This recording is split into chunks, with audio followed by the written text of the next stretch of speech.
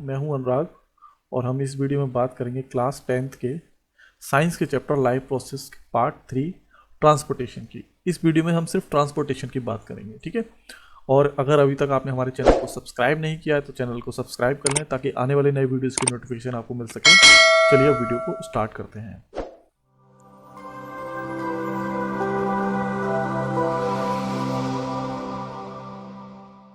तो सबसे पहले ट्रांसपोर्टेशन टॉपिक है, तो ट्रांसपोर्टेशन के बारे में पढ़ लेते हैं। इसमें क्या है, देखो दे रखा है transportation. The transportation is a life process in which a substance absorbed or made in one part of the body of an organism is carried to other part of the body through the circulating fluid like blood and lymph। ठीक है, तो क्या है transportation? एक life process है जिसमें कुछ substances जो एब्जॉर्ब कर लिए जाते हैं या बनते हैं, वो बॉडी के एक पार्ट से किसी भी ऑर्गेनिज्म के बॉडी के एक पार्ट से दूसरी जगह पर ट्रांसफर किए जाते हैं, है ना। ट्रांसफर किए जाते हैं किसके द्वारा?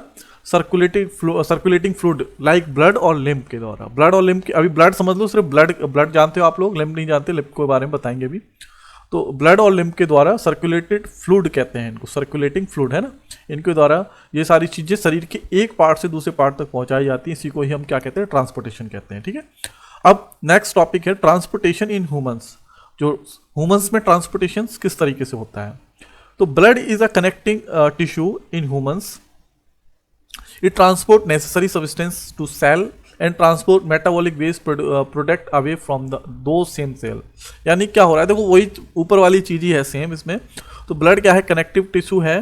जो ट्रांसपोर्टेशन हो रहा है वो ब्लड के जरिए ही हो रहा है और it transport necessary substance to cell को जरूरी सामान देता है, और वहां से जो मेटाबॉलिक वेस्ट निकल रहा है क्या होता है? वो कार्बन डाइऑक्साइड, उसको वापस उसी सेल में से लेके आता है, ठीक है। तो ये होता है ट्रांसपोर्टेशन इन ह्यूमंस। समझ गए कि एक सेल में मान के चलिए हमारा शरीर जो है काफ़ी बहुत सारे सेल से मिलकर बना हुआ है। तो शरीर के सारे सेल्स तक जो नेसेसरी सब्सटेंस होते हैं, ग्लूकोज और ऑक्सीजन, वहाँ तक पहुँचाई जाती है। और एक पर्टिकुलर सेल की बात करें जिस सेल पे ऑक्सीजन और ग्लूकोज सप्लाई हो रही है, वहीं पर ही रिएक्शन के बाद कार्बन डाइऑक्साइड रिलीज होगी। तो उसी सेम सेल से मेटाबॉलिक वेस्ट वापस भी लेके आता है ब्लड, है ना। अब उसके बाद देखो नेक्स्ट पेज पर है, क्या दे रखा है, देखो the main components of blood. Blood के मेन कंपोनेंट्स क्या है? ब्लड को देख लेते हैं। It is a yellow colour fluid. Blood का जो कंपोनेंट है पहला वो है प्लाज्मा, है ना। It transport food, carbon dioxide, water and waste product. Plasma क्या करता है? ये फूड को, कार्बन डाइऑक्साइड को और वेस्ट प्रोडक्ट को ट्रांसपोर्ट करता है, और येलो कलर का फ्लूइड होता है, ठीक है। समझ गए होगे आप लोग।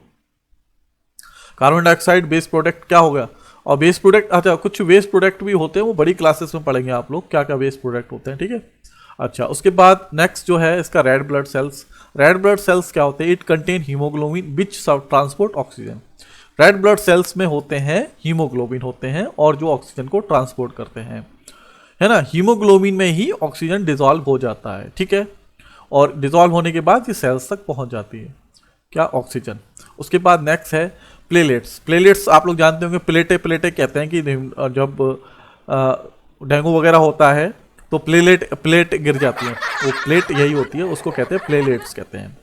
प्लेलेट्स का क्या काम है? This help in blood clotting में मदद करता है। यानी कि कहीं घाव हो जाता है या नस कहीं से फट जाती है तो वहाँ पर क्या होता है? ब्लड क्लोटिंग हो जाती है, यानी कि वहाँ पर खून जम जाता है और ज़्यादा ब्लड बहने से बच जाता है, ठीक है। ब्लड को जो है बचा लेता है ये अपने ज़्यादा ब्लड बहने से। तो ब्लड क्लोटिंग इसी की वजह से होती है। उसके बाद नेक्स्ट देखते हैं आगे क्या दे रखा है। White blood cells. White blood cells भी बहुत, ये भी एक इसका पार्ट है, वाइट ब्लड सेल्स ब्लड का, ठीक है। These cells fight against harmful bacteria, virus and germs. ये वाइट ब्लड सेल्स का क्या काम होता है? हार्मफुल वायरस और बैक्टीरिया से लड़ता है, उन्हें ख़त्म कर देता है, ठीक है। तो और इसके बारे में थोड़ा सा अगर वैक्सीन की बात करें तो वैक्सीन इसी पे ही वाइट ब्लड सेल के साथ ही मिलकर काम करती है। थोड़ा बहुत इस तरीके से बता देता हूँ, हल्की से हिंट दे देता हूँ, और कभी डिटेल में बात करेंगे इसके बारे में, है ना। वाइट ब्लड सेल्स बहुत ही इंपॉर्टेंट पार्ट होता है इसी की वजह से। जैसे कि अब ऐसे मान लीजिए कि कभी कोई बहुत से लोग होते हैं दवाइयाँ नहीं लेते हैं तो और कुछ दिन बाद ठीक हो जाते हैं, तो वो वाइट ब्लड सेल्स की वजह से होता है। क्यों? क्योंकि मान के चलिए कोई हमारे शरीर में बैक्टीरिया और वायरस आ गया, तो वायरस और बैक्टीरिया ब्लड के जरिए पूरे शरीर में फैल जाएगा, है ना, पूरे शरीर में ही फैल जाता है। तो और पूरे शरीर में ही ब्लड में ही होते हैं वाइट ब्लड सेल्स। तो वाइट ब्लड सेल्स क्या उस वायरस और बैक्टीरिया को ख़त्म कर देगा, अगर उसकी क्षमता में होगा, उसकी पहुंच में होगा तो उसको ख़त्म कर देगा, वरना ज़्यादा इन्फेक्टेड हो जाते हैं हम तो दवाइयों की जरूरत पड़ती है। और बहुत बड़ा कंसेप्ट है ये, बहुत बड़ा है वाइट ब्लड सेल्स के बारे में, ठीक है। अभी इतना ही समझ लो, जितना लिखा हुआ इतना समझ लो। उसके बाद है the heart pump the blood through the blood vessels. अब जो है ये तो ब्लड हो गया, यहाँ पर खत्म हो गया। अब उसके बाद जो हार्ट है हमारा, वो ब्लड को पंप करता है किस थ्रू द ब्लड वेसल्स के थ्रू ब्लड को पंप करता है हार्ट, है ना। अब हार्ट के बारे में बात चलेगी। चलिए अब नेक्स्ट पेज पर चलते हैं। अब आपका नेक्स्ट टॉपिक है वो है हार्ट के बारे में देख लेते हैं। दिल के बारे में तो बहुत सुना ही होगा, पिक्चरों में भी दिल सुनते ही होंगे, है ना, टीवी और सोशल मीडिया पे दिल के बारे में तो बहुत सुना होगा। दिल की शेप क्या होती है, चलो पढ़ने से पहले दिल के बारे में थोड़ा सा दिल का हाल जान लेते हैं।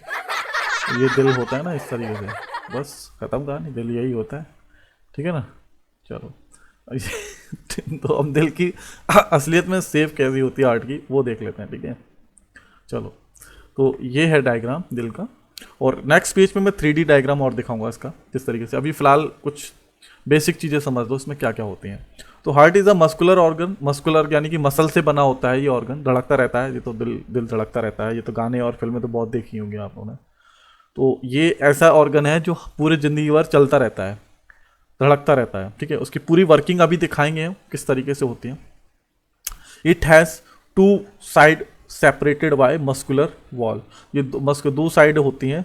It has 2 side separate by muscular, यानी कि 2 साइड का होता है, यानी कि ये बीच में देख रहे हो ये साइड है ना, ये तो एक साइड ये हो गई, एक साइड ये हो गई, ठीक है, इस तरीके से।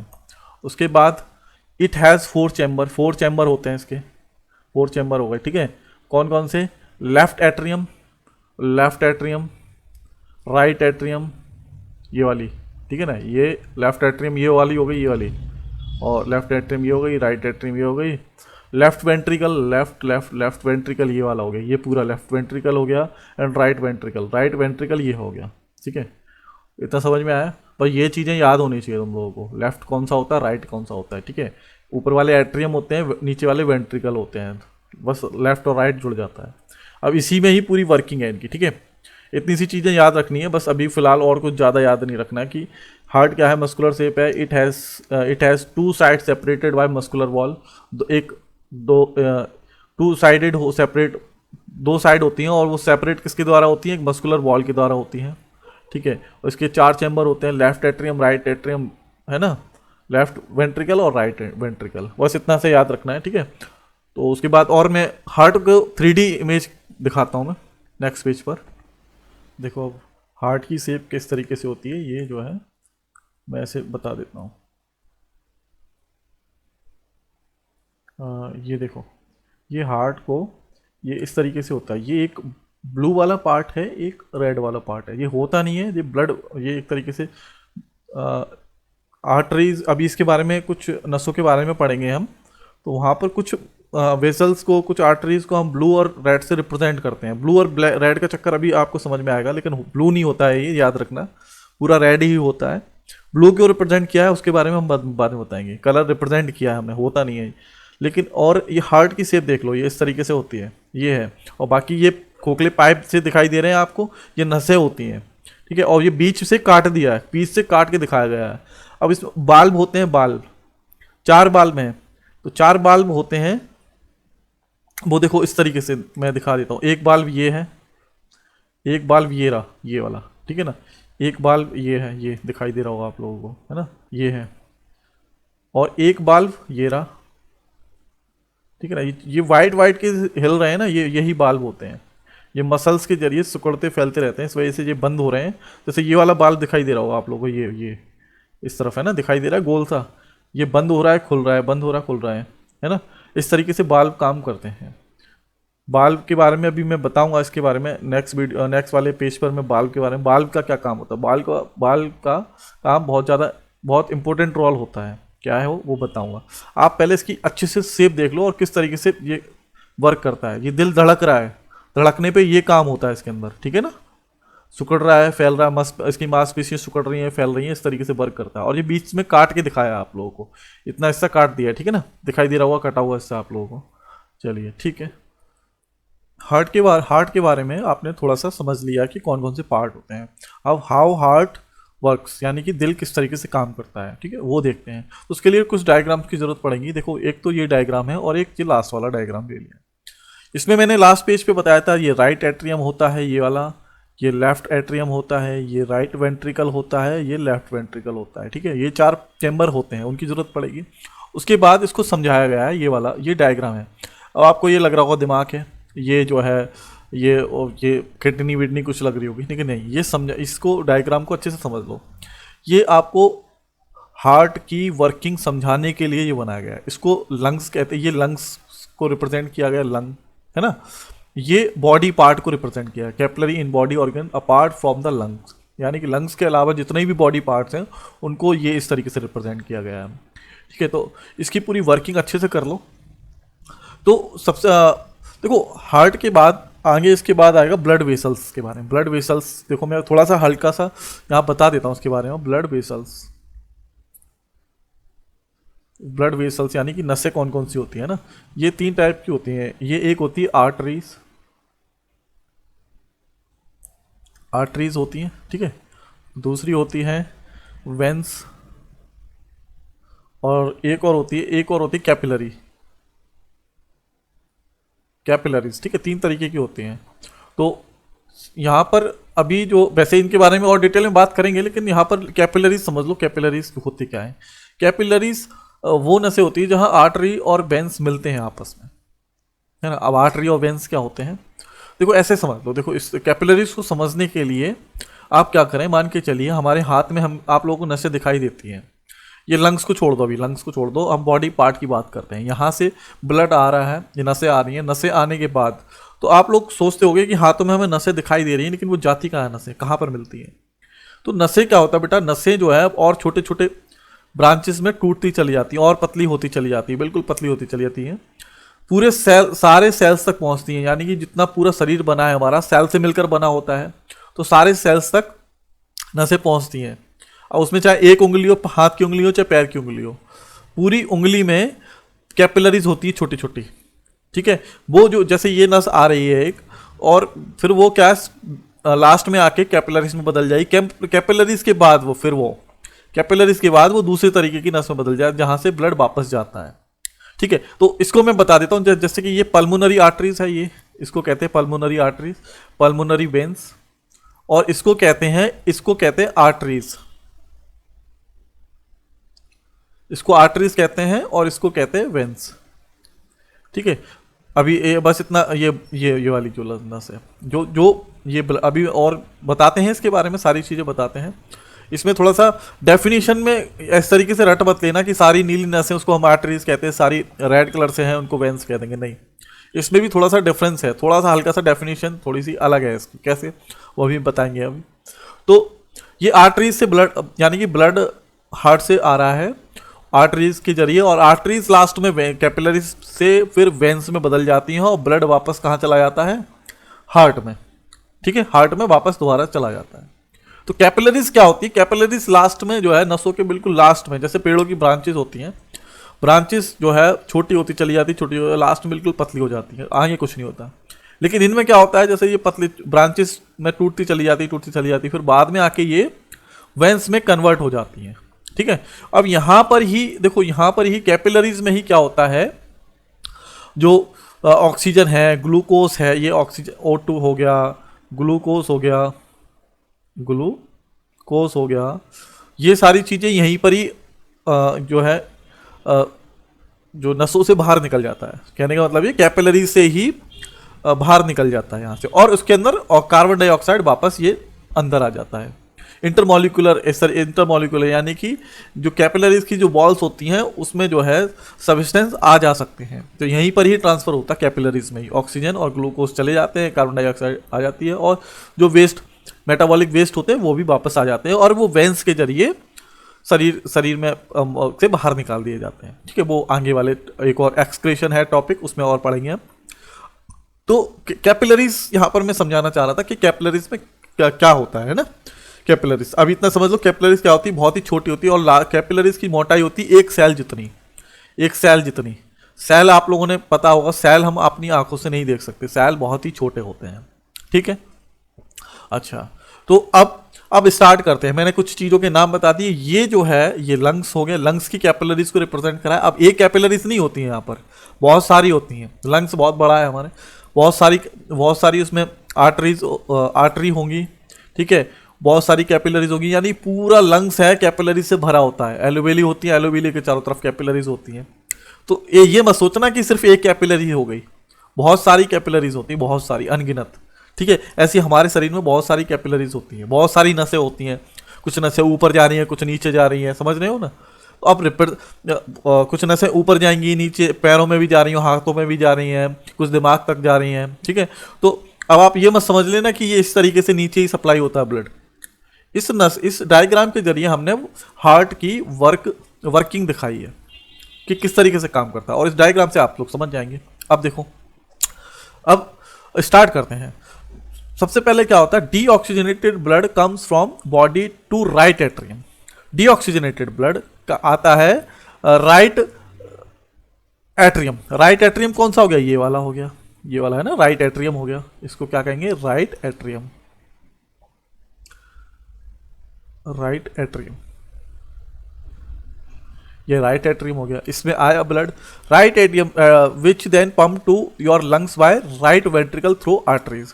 उसके बाद इसमें आने के बाद वो राइट वेंट्रिकल, इसको क्या कहेंगे, राइट वेंट्रिकल, राइट वेंट्रिकल से वो आर्टरीज के जरिए लंग्स में पंप कर दिया जाता है, ठीक है। बात समझ में आई?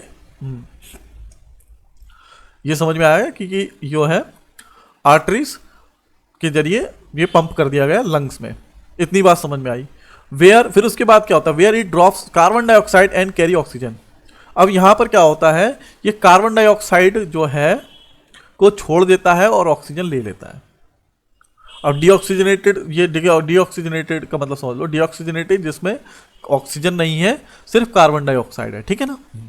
तो यहां से इसने ऑक्सीजन ले ली और वापस ये हार्ट में आ गया, किसके जरिए, पल्मोनरी वेन्स के जरिए। ये पल्मोनरी आर्टरीज के जरिए लंग्स तक गया ब्लड, और पल्मोनरी वेन के जरिए वापस हार्ट में आया। देखो आगे दे रखा हो, then oxygenated blood come to left atrium through veins. फिर क्या हुआ, ये ऑक्सीजनेटेड ब्लड हार्ट में आया किसके जरिए, वेन्स के जरिए। लेकिन पल्मोनरी वेन्स भी लिख देंगे, पल्मोनरी वेन्स ही होती है जिसके जरिए ये आता है, ठीक है। अच्छा, उसके बाद which then pump to body part by left ventricle through aorta. Aorta के जरिए, ये वाली जो नस होती है, मेन नस होती है, उसको ओटा कहते हैं, जो दिल से ब्लड बाहर निकल रहा होता है, ठीक है ये। उसके बाद यहां पर आया, देखो इसको क्या कहेंगे, लेफ्ट होगा ये, लेफ्ट एट्रियम, लेफ्ट एट्रियम, और ये क्या हो जाएगा, लेफ्ट वेंट्रिकल, लेफ्ट वेंट्रिकल हो गया है ना।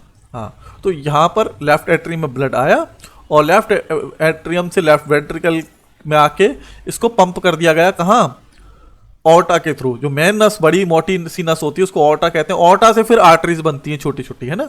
ऑर्टा के बाद सारी आर्टरीज होती हैं, ठीक है। इतनी सी बात समझ में आई। अब ये सब हो कैसे रहा है, मैंने आप लोगों को जो 3D डायग्राम दिखाया था उसमें कुछ बाल्ब दिखाए थे मैंने। जैसे इस वाले डायग्राम में देखो, यहाँ बाल्ब है, ये बाल्ब है, ये बाल्ब है ना, ये बाल्ब है। अब मैं एक काम करता हूँ, पेन का कलर चेंज करता हूँ, फिर और दिखाता हूँ आप लोगों को। हाँ देखो, ये वाला बाल्ब हो गया, एक ये बाल्ब हो गया, एक ये बाल्ब है और एक बाल्ब है। 3D डायग्राम दिखाया, उसमें बाल्ब किस तरीके से वर्क करते हैं उसमें देख लेना। एक रिदम के साथ करते हैं कि ये दोनों बाल्ब एक साथ नहीं खुलते, एक बंद होगा तो दूसरा खुलेगा, ऐसे ये एक बंद होगा तो दूसरा खुलेगा, ये खुलेगा तो दूसरा बंद हो जाएगा।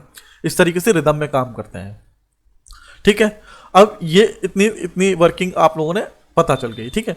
अब फिर उसके बाद हम ब्लड, जो ऑक्सीजनेटेड ब्लड जो है, दोबारा बॉडी पार्ट में पहुंच गया, ठीक है, आर्टरीज के जरिए। फिर क्या हुआ, एक सेकेंड में कलर चेंज कर लेता हूं।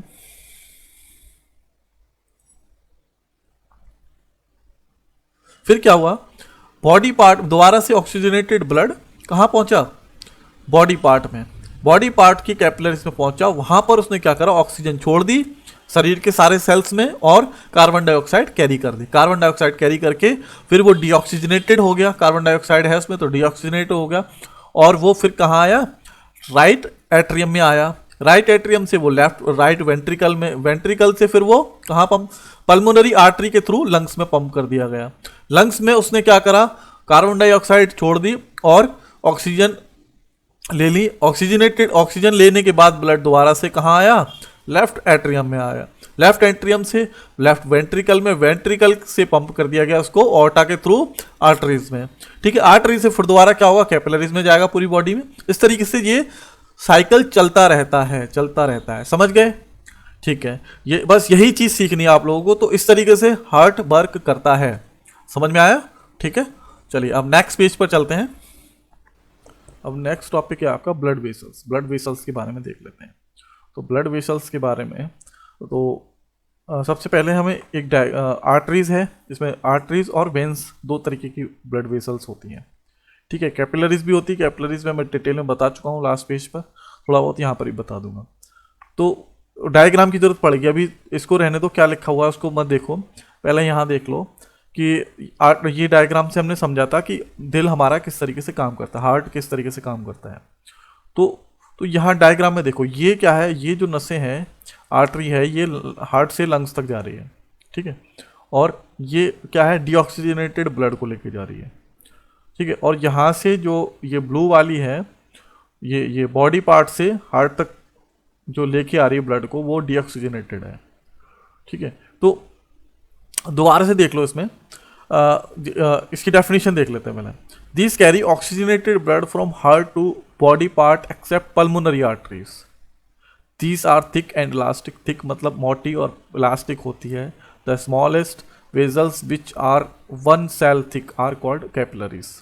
सबसे पहले ये समझ लो, ये जो है डीऑक्सीजनेटेड ब्लड को, सॉरी ऑक्सीजनेटेड ब्लड को दिल से सारे बॉडी पार्ट्स तक लेके जाती है, सिर्फ सिवाय किसके, पल्मोनरी आर्टरी को छोड़ के, एक्सेप्ट पल्मोनरी आर्टरीज। ठीक है ना, क्यों, देखो ये तो कहने का मतलब ये है, ये आपकी जो दिल से बॉडी पार्ट्स तक ब्लड को लेके जा रही है, ऑक्सीजनेटेड ब्लड को। ऑक्सीजनेटेड ब्लड का मतलब है रेड। ठीक है ना, रेड का मतलब है ऑक्सीजनेटेड ब्लड। तो ये आपकी क्या हो गई, आर्टरी हो गई, ये वाली। ठीक है, ये वाली आपकी आर्टरी हो गई।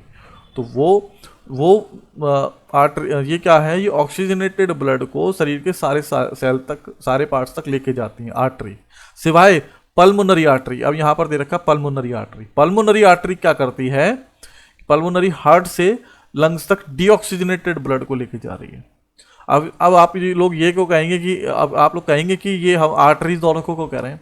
आर्टरी का मतलब है कि दिल से, जिन नसों में दिल से बाहर खून निकल रहा है उनको हमने आर्टरी कहा है, याद रखना। तो यहाँ से भी दिल से बाहर खून जा रहा है और यहाँ से भी लंग्स में बाहर खून जा रहा है, तो इनको आर्टरीज कहा गया है। ठीक है, तो ये क्या है, वो ये जो आर्टरीज क्या होती है, ऑक्सीजनेटेड ब्लड को हार्ट से बॉडी के सारे पार्ट्स तक पहुंचाने का काम करती हैं, सिवाय पल्मोनरी आर्टरीज के। पल्मोनरी आर्टरीज क्या करती है, पल्मोनरी आर्टरीज क्या है, डीऑक्सीजनेटेड ब्लड को कहाँ तक ले जाती हैं, हार्ट लंग्स तक ले जाती हैं। ये मोटी और इलास्टिक होती हैं। The smallest vessels which are 1 thick cell are called capillaries. Capillaries जो सबसे छोटी जो वेजल्स होती हैं, 1 सेल जितनी मोटाई होती है उनकी, उनको कैपिलरीज कहा जाता है। कैपिलरीज के बारे में हम बता चुके हैं, वैसे कैपिलरीज इधर ये इस तरीके की होती है, बहुत ही लास्ट में जाकर। आर्टरी बहुत ही छोटी, बहुत ही जो ज़्यादा छोटी 1 सेल जितनी मोटाई, जितनी छोटी हो जाती हैं, और फिर वापस जो है वो क्या होता है, इस तरीके से, जैसे ये आर्टरी है, आर्टरी के बाद फिर क्या होता है, वो उसमें बदल जाती है वेन्स में। ठीक है ना, जैसे ये यहाँ पर होता है, जैसे बॉडी पार्ट है, बॉडी पार्ट कैपिलरी में बदली, कैपिलरी के बाद ये वेन्स बन जाए, यानी कि यहाँ से ब्लड वापस चला जाता है। अब वेन्स के बारे में देख लेते हैं। वेन्स क्या है, veins carry deoxygenated blood from body part two heart. Deoxygenate यानी कि जो वेन्स हैं, ये वाली, ये वेन है ना, ये क्या है कि डीऑक्सीजनेटेड ब्लड को शरीर के सारे पार्ट से हार्ट तक लाने का काम करती है, सिवाय किसके, पल्मोनरी वेन्स के। पल्मोनरी वेन्स क्या करती है, तो वेन का मतलब क्या हो गया, जो ब्लड को, वेन्स का मतलब क्या हो गया, वो नसें जो ब्लड को हार्ट में लेके आ रही हैं।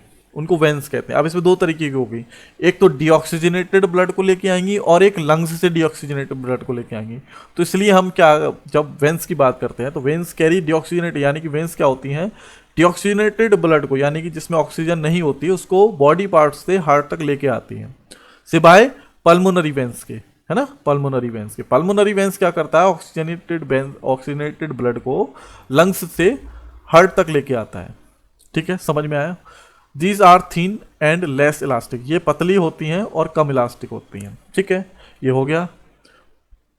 तो ब्लड वेसल्स के बारे में आप लोगों ने पढ़ लिया। ठीक है, अब नेक्स्ट पेज पर चलते हैं, थोड़ा सा और देखते हैं लिम्स क्या होते हैं, लिम्स। ठीक है, एक ये भी एक इसके बारे में देख लेते हैं क्या लिखा है। This is also a transporter fluid, ये भी एक ट्रांसपोर्टर फ्लूइड होता है, जैसे ब्लड होता है ना। अभी तक हमने क्या पढ़ा, अभी तक हमने ये पढ़ा है कि ब्लड जो है ट्रांसपोर्टिंग फ्लूइड है, ब्लड के जरिए ही सारा ट्रांसपोर्टेशन हो रहा है। लेकिन एक और ट्रांसपोर्ट फ्लूइड होता है, उसको लिम्फ कहते हैं। The pores present in the wall of capillary, some amount of plasma, protein and blood cells escape into intercellular space in the tissue to form the lymph. अब होता क्या है, कैपिलरीज से जो है कुछ अमाउंट में प्लाज्मा, प्रोटीन और ब्लड सेल्स निकल आते हैं, वो सारे मिलकर, है ना, वो सारे मिलकर क्या बनाते हैं, into intercellular space in the tissue, tissue के अंदर इंटरसेलुलर स्पेस यानी कि सेल्स के इंटरसेलुलर स्पेस, यानी कि ऐसे मान लो टिश्यू में छोटी छोटी जो जगह हैं उनके बीच में वो फ्लूइड काम करता है ना। तो इन सब सारी चीज़ों से मिलकर बनता है लिम्फ। ठीक है, lymph plasma, protein, blood cells, तो इन सब से बनता है लिम्फ बनता है। अब क्या हो इसकी प्रॉपर्टीज क्या है, क्या करता है, it is a colourless lymph absorb and transport fat from intestine, ये क्या करता है, एब्जॉर्ब करता है और ट्रांसपोर्ट करता है फैट को कहाँ से, इंटेस्टाइन से।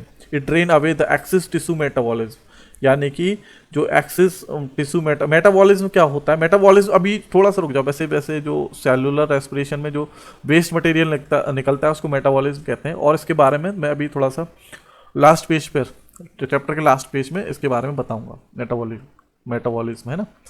तो जो it drain away the axis tissue metabolism, यानी कि टिश्यू का जो मेटाबॉलिज्म वेस्ट ज़्यादा हो जाता है उसको ड्रेन कर देता है ये। ठीक है, अब नेक्स्ट पेज पर चलते हैं।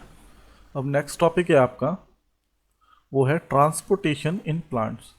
प्लांट्स में ट्रांसपोर्टेशन क्या होता है, देखो ह्यूमंस में तो पढ़ लिया आप लोगों ने, ह्यूमंस में तो पढ़ लिया है कि ट्रांसपोर्टेशन क्या होता है, किस तरीके से होता है। तो क्या था वहाँ पे ह्यूमंस में कि कुछ जरूरी जो है सब्सटेंसेस को एक जगह से, जरूरी सब्सटेंसेस और मेटाबॉलिक वेस्ट को एक जगह से दूसरी जगह ट्रांसपोर्ट करना ट्रांसपोर्टेशन कहलाता है शरीर में, हमारे ह्यूमंस में, है ना। तो देखो अब there are two transport tissue in plants की बात कर रहे हैं तो टिश्यू, दो तरीके के टिश्यू होते हैं। ये चीज़ें क्लास 9th में भी बताई थी मैंने, क्लास 9th टिश्यू वाले चैप्टर में, ये दोनों चीज़ें। चलो कोई नहीं, और नहीं पढ़ा तो मैं क्या कहता हूँ, नहीं पढ़ा तो अभी कोई बात नहीं, पढ़ा है तो अभी कोई परेशानी नहीं है, टेंशन लेने की जरूरत नहीं है आप लोगों को। दो तरीके, एक जाइलम होता है, एक फिलियम होता है। तो जाइलम क्या होता है, it transport water and minerals in upward direction from root to the highest point of the plant. Xylem होता है ये टिश्यू, ये क्या करता है, वाटर को और मिनरल्स को अपवर्ड डायरेक्शन में मूव कराता है, यानी कि रूट से highest point of the plant. ठीक है, जाइलम टिश्यू होता है पेड़ में, तो वो रूट से मिनरल और वाटर को लेकर पूरे प्लांट के सारे पार्ट्स तक पहुंचाता है, ऊपर की तरफ जो है ट्रांसपोर्ट करता है। ठीक है ना, ऊपर अपवर्ड डायरेक्शन में। तो और ये फिलियम क्या होता है, इसमें दोनों को साथ में ही लेके चलते हैं। फिलियम क्या होता है, it transport food from leave to other part of the plant. ये जो है सारे ये सिर्फ ऊपर की डायरेक्शन में चलता है, ऊपर की डायरेक्शन में ट्रांसपोर्ट करता है, ये सभी डायरेक्शन में ट्रांसपोर्ट, यानी ऊपर नीचे सभी डायरेक्शन में ट्रांसपोर्ट कर देगा, क्योंकि फूड बना रहा है, जो प्लांट फूड बना रहा है। फूड की बात न्यूट्रिशन वाले में हुई थी, प्लांट किस तरीके से फूड बनाता है। तो जो फूड बना रहा है, फूड को सारे पार्ट्स में ट्रांसपोर्ट करना पड़ेगा, सारा पूरा पार्ट, क्योंकि देखो सारे सेल्स यूज करते हैं, सीधी सी बात है। हम जो खाना खाते हैं, ग्लूकोज होता है, ग्लूकोज सारे सेल्स तक जाना जरूरी है। तो जो खाना बनाया है प्लांट ने, वो सारे सेल्स तक जाना जरूरी है, यानी जड़ों से लेकर सारी पत्तियों तक सब जगह पहुंचाना जरूरी है उसके। तो ये जो टिश्यू है ये फूड को सभी डायरेक्शन में मूव कराता है, ट्रांसपोर्ट करता है, ठीक है। अब उसके बाद जाइलम में it only transport upward direction, ये upward direction, it can transport upward as well as downward, यानी कि दोनों डायरेक्शन में मूव कराता है। It works on the principle of transpiration, ये ट्रांसपिरेशन के प्रिंसिपल पे वर्क करता है। ट्रांसपिरेशन अभी आ रहा है नीचे, उसकी मैं डिटेल में बात करेंगे। और ये मैंने ट्रांसपिरेशन का जिक्र ये न्यूट्रिशन वाले टॉपिक में भी हुआ था, तो मैंने वहाँ कहा था कि ये मैं बाद में बताऊंगा, ठीक है, वो अभी आने वाला है, नीचे बता रहा हूँ उसकी। Transport of food from leaf to other part of plant is called translocation, यानी कि फूड का जो ट्रांसफर है लीफ से अदर पार्ट तक, प्लांट के अदर पार्ट्स तक, लीफ से प्लांट्स के अदर पार्ट तक जो इसका ट्रांसपोर्ट कर रहा है फूड, इसको कहते हैं ट्रांसलोकेशन। इसको हम क्या कहते हैं? ट्रांसलोकेशन, ठीक है। तो transport of food from leaf to other part of plant is called translocation. और ये वाला है it works on the principle of transpiration, transpiration के प्रिंसिपल पर आधारित है। अब ट्रांसपिरेशन देख लेते हैं। ट्रांसपिरेशन क्या होता है? Transpiration it is the process of loss of water as vapour from aerial part of the plant. Transpiration क्या है कि ये जो है प्रोसेस है कि प्लांट के सबसे ऊपर वाले पार्ट से वाटर लॉस हो रहा है, water vapour as a vapour, यानी कि भाप बन के उड़ रहा है। स्टोमेटा मैंने बताया था, स्टोमेटा से पानी लॉस होता रहता है। स्टोमेटा जो छोटे छोटे पोर्सेस होते हैं पत्तियों में, वहाँ से, उसको aerial part of the plant भी कहते हैं। अब देखो होता कैसे है ये मान के चलिए प्लांट है कोई, ये छोटा सा प्लांट बना दे रहा हूँ, और ये जो है इसकी रूट्स हैं, ठीक है। तो ये अब यहाँ पर जो है नीचे से वाटर H2O एब्जॉर्ब कर रहे हैं और ऊपर पत्तियों से ये पानी को निकाल रहे हैं। ये प्रोसेस ट्रांसपिरेशन प्रोसेस हो जाता है। तो एक तरीके से हम ये मान लीजिए कि ये जो है ट्रांसपिरेशन प्रोसेस कैसे होता है कि एक तरीके से वैक्यूम बन जाता है। जो जाइलम जो टिश्यू है ना, एक तरीके से पाइपलाइन का काम कर रहे हैं, पाइप जैसे स्ट्रक्चर होता है पूरा ऊपर से नीचे तक। तो आप लोगों ने देखा होगा, जैसे कि मान के चलिए जैसे पाइप है, पाइप लिया आपने और किसी गड्ढे किसी बर्तन में पानी भरा हुआ है या किसी टंकी में पानी भरा हुआ है, तो आप क्या करते हैं उसको है ना मुंह से थोड़ा सा हवा को खींचते हैं, पाइप मुंह में लेके हवा को खींचते हैं और फिर वो पानी आना स्टार्ट हो जाता है। और ये ज़्यादा ऊंचाई पर है पानी तो ठीक है, और तो अच्छे से हो जाता है। अगर नहीं भी है तो भी ये, अगर बराबर लेवल पे है तो भी ये हो जाता है। तो एक वहाँ पर क्या होता है कि एक पीछे से पानी आता जा रहा है और आगे से पानी निकलता चला जा रहा है, एक फ्लो बन जाता है। तो वैसे ही यहाँ पर पाइपलाइन जैसा सिस्टम मान लो आप कि नीचे से पानी आ रहा है, ऊपर से निकलता चला जा रहा है, नीचे से आ रहा है, ऊपर से निकलता चला जा रहा है। और ये नीचे जो जाइलम टिश्यू एक तरीके से पाइपलाइन का काम कर रहा है। इसमें से कहीं पर भी मतलब खाली नहीं रहना चाहिए, एक तरीके से वैक्यूम बन जाएगा। अगर जगह ऊपर से पानी निकलता रहा और नीचे से नहीं एब्जॉर्ब किया तो बीच में है ना क्या हो जाएगा, खाली जगह रह जाएगी। खाली जगह नहीं बननी चाहिए, पाइप पे खाली जगह रह ही नहीं पाएगी वो, ठीक है। तो इस ये एक तरीके से प्रोसेस हो जाता है। It is the process of loss of water as water vapour from aerial part of the plant. ये ट्रांसपिरेशन यही होता है, ऊपर से वाटर लॉस होता रहता है और नीचे से वाटर एब्जॉर्ब करते रहते हैं और ऊपर से लॉस होता रहता है पानी का। तो एक फ्लो बन जाता है, इसी को ही ट्रांसपिरेशन कहते हैं। तो आपको ये डेफिनेशन देनी है, it is the process of loss of water as water vapour from aerial part of the plant, ठीक है। ये हो गया। अब इसके बाद ये मैंने थोड़ा सा ये और देख लो, मेटाबॉलिक वेस्ट की बार बार बात कर रहा था मैं। मेटाबॉलिक वेस्ट क्या होता है? मेटाबॉलिक वेस्ट ये बार बार आ रहा है, वैसे मैं ये अगले टॉपिक में, अगले वीडियो में आएगा। मेटाबॉलिक वेस्ट जो बार बार आ रहा है, तो जैसे डाइजेस्टिव वेस्ट हो गया, मैंने बोल दिया था इसलिए मैं बता दे रहा हूँ, डाइजेस्टिव वेस्ट हो गया है ना। और उसके बाद रेस्पिरेटरी वेस्ट हो गया, रेस्पिरेटरी वेस्ट हो गया, और नाइट्रोजीनियस वेस्ट हो गया, इनके बारे में चलो अब जो डाइजेस्टिव वेस्ट मान लो, डाइजेस्टिव वेस्ट अभी थोड़ा समझ लो। वैसे नेक्स्ट वीडियो है जो एक्सक्रेशन वाले में मैं इसमें बता दूँ। डाइजेस्टिव वेस्ट क्या हो गया? जो खाना हमने पचाया है, पचाने के बाद जो बचा उसमें, वो डाइजेस्टिव वेस्ट हो गया। रेस्पिरेटरी वेस्ट क्या हो गया?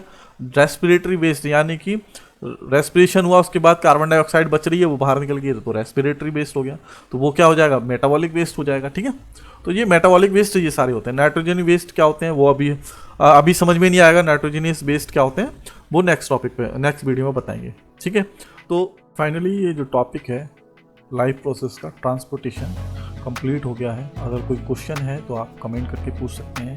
और क्लास 9th और 10th के साइंस के नोट्स इंग्लिश में अगर आपको डाउनलोड करने हैं तो आप हमारी वेबसाइट www.futureclassesn.com पर जाकर कर सकते हैं, लिंक मैं डिस्क्रिप्शन में दे दूँगा। फ्री ऑफ कॉस्ट है नोट्सों में, आपको डाउनलोड करने का कोई चार्जेस नहीं है। और मिलते हैं हम नेक्स्ट वीडियो में। Thank you for watching.